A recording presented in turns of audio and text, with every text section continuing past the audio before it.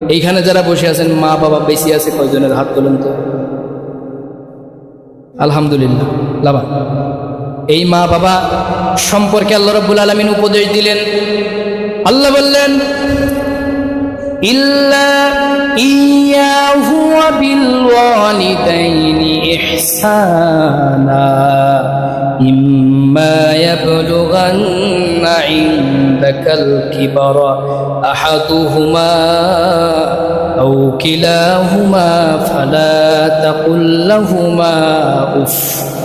আল্লাহ বললেন, হে নবী, আপনার উম্মতদেরকে বলে দেন, আমি আল্লাহর ইবাদত প্রথমে ফরজ করে দিলাম। আমি রবের ইবাদত সকল সৃষ্টির জন্য ফরজ করলাম।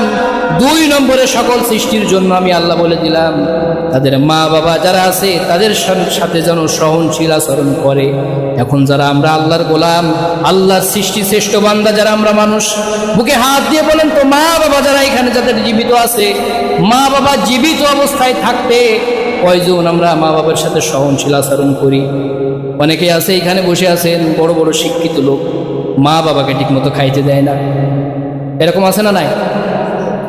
কুকুর, আমি কুকুরের উদাহরণটাই দিই। এই কুকুরের বাচ্চা নিয়ে ঘুরে বেড়াই। আপনি যান একটা বাচ্চা নিয়ে, যদি ওই কুকুরের মার সামনের ওই কুকুরের সামনে থেকে যদি আপনি নিয়ে যেতে পারেন, তারপরে দেখা যাবে আপনি কি ভালোভাবে নিতে পারবেন? কুকুরের বাচ্চাটা কামড়ায় ধরবে না? এটা তার মার দায়িত্ব পালন করে। আবার বৃদ্ধ বয়সে কুকুর এক জায়গায় যখন থাকে, যদিও সম্পর্ক ওরা চিনতে পারে না, বুঝতে পারে না, ওদের জাত বিবেক নাই, এক জায়গায় যখন 7-8টা কুকুর থাকে, একটা কুকুরকে আপনি বাড়ি মারতে যান তো, ওই 4-5টা কুকুরই বসে থাকবে, আপনার উপরে আক্রমণ করবে। একটা কুকুরের উপরে আক্রমণ করলে তারা তাদের জায়গা থেকে দায়িত্ব পালন করে, কিন্তু আমরা মানুষদের জায়গা থেকে দায়িত্ব পালন করতে অক্ষম।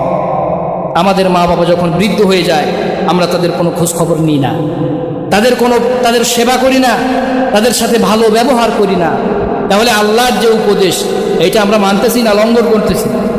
লঙ্ঘন করতেছি। আল্লাহ রাসূল সাল্লাল্লাহু আলাইহি ওয়াসাল্লাম বলেছেন, হুমা নারুকা হুমা জান্নাতুকা, মা বাবা জান্নাত, আবার মা বাবা জাহান্নাম। যারা মা মারা গেছে যাদের, তাদের জন্য আল্লাহ রাব্বুল আলামিন এখানে দোয়া শিখিয়েছেন, রব্বির হামহুমা কামা রব্বায়ানি সগীরা। কত সুন্দরভাবে আল্লাহ দেখেন এখানে বুঝিয়ে দিয়েছেন। একটা আয়াত গ্যাপ রেখে পরবর্তী আয়াত থেকে আল্লাহ আমাদের উপদেশ দেওয়া শুরু করেছেন।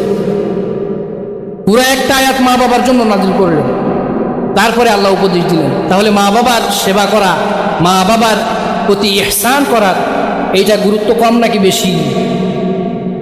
সর্বশেষ একটা ক্লিয়ার কথা বলি, যারা মা বাবার সাথে অসৎ ব্যবহার করেন, যারা মা বাবার খেদমত করেন না, যারা